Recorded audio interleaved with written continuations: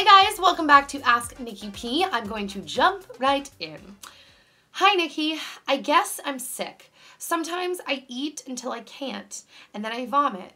Or sometimes I just eat my meal and then I vomit because I don't want to feel full. Sometimes I just stop eating for a day and then I just eat fruits or vegetables, but just a bit because I was fat and now I want to be as thin as possible, but I know I'm doing it wrong. I mean, I do exercise, I run, I play soccer, but I have eating problems. And no, I don't want to tell this to my parents, but I also want someone to help me. What should I do? Or how can I stop doing this? I don't like to do it, but I don't know. P.S. I'm 15. I have been doing this stuff since last year. Thanks. Okay. First off, I'm going to research and find a link to put down below, but there has to be a place to call or like a hotline to call for like eating disorders. And anyone who knows of any place like that, leave it in the comment section below because it is extremely more important than you can imagine that you get help, not just for your health and your physical well-being, because I don't know if you've done a lot of research into eating disorders, but not having healthy, regular eating habits can affect your organs and your body for the rest of your life. You can do damage to your body. So not only is it important physically because you have a long life ahead of you and you want it to be a happy, healthy, thriving one, but on top of that, it can do a lot to you mentally. And the longer that you let it go unchecked, the harder it can be sometimes to not have like the ghosts of that haunt you, and stick with you. You guys have asked before for me to kind of like elaborate on the eating disorder I had in high school. The gist of it without, I guess, like the short long version or the long short version of it is late in high school, I had been dancing my whole life. And I think when you're a dancer and a lot of the emphasis, you're in front of a mirror, you're seeing your body, you notice a lot like really early on.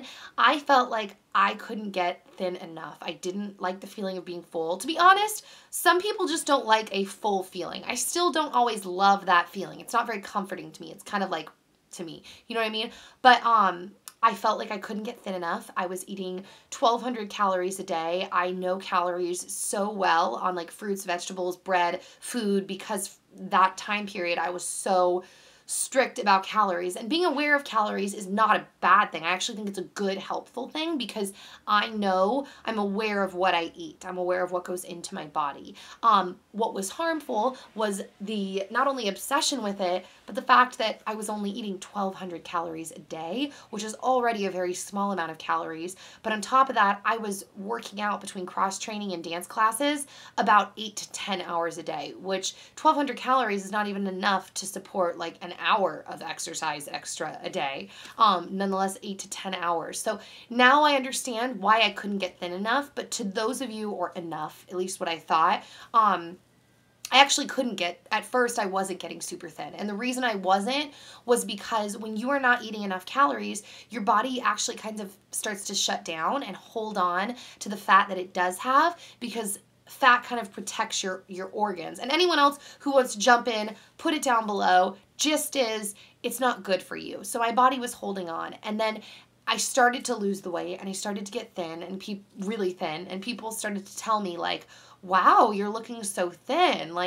And I couldn't ever get thin enough in my head. And basically the end of it came when I actually made myself throw up a couple times. It only happened 3 times, but after the 3rd time, my mom ended up talking to me one day. I don't think she knew because we were just talking about this recently. So I don't know what spurred her to talk to me about this, because I thought she knew. I thought that was the reason she like talked to me. But recently when we talked about this, she was like, no, I had no idea that you had like made yourself throw up. But she told me, she was like, you're beautiful and you have, you're thin and you're healthy, and I don't want you to be obsessed like I was when I was in college, I want you to eat and be healthy and happy and know that you look amazing.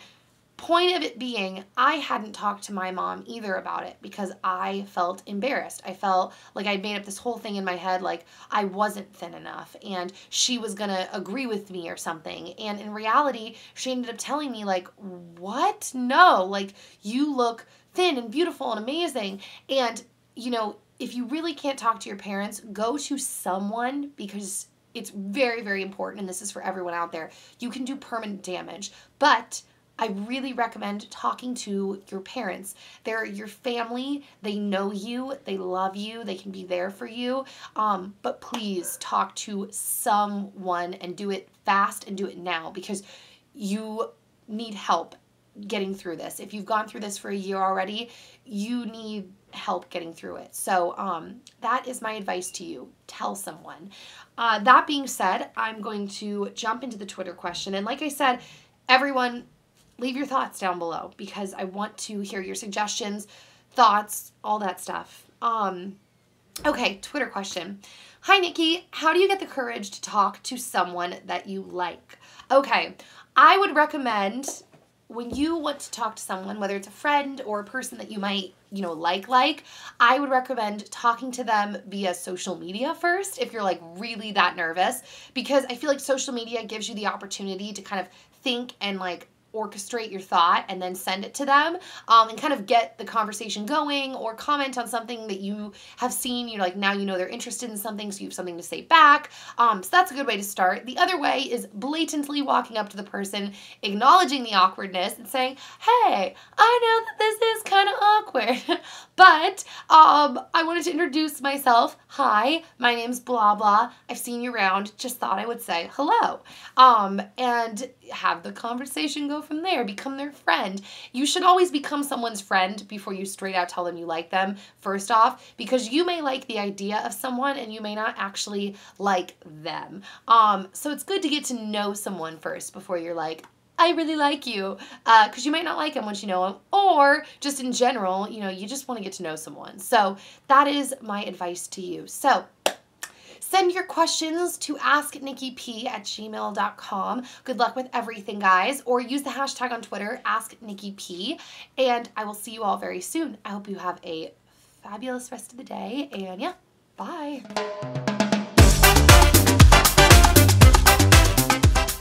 That your friends who you feel are twigs are always turning around and saying to you that you are so skinny. And you're like, when they're the twigs and I'm the wild one.